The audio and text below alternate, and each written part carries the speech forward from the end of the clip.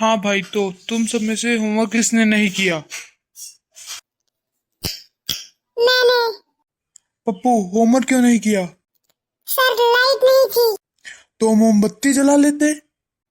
Sir माचिस नहीं थी।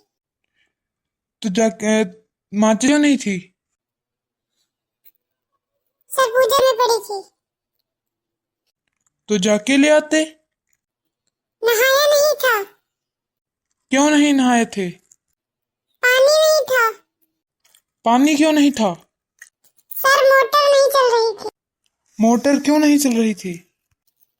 जमाइला अभी तो बताया लाइट नहीं थी। ये बनेंगे टीचर। ये बनेंगे टीचर। इससे ज्यादा तो मेरे को आता है। हाँ तो दोस्तों, आप लोगों को ये स्टोरी कैसी लगी कमेंट बताएं और लाइक जरूर करें और सब्सक्राइब कर दें। और जितने भी छोटे बच्चे देख रहे हैं जरूर से लाइक करें, जो अंगूठा वाला निशान है उस पे क्लिक करें। धन्यवाद, नमस्कार।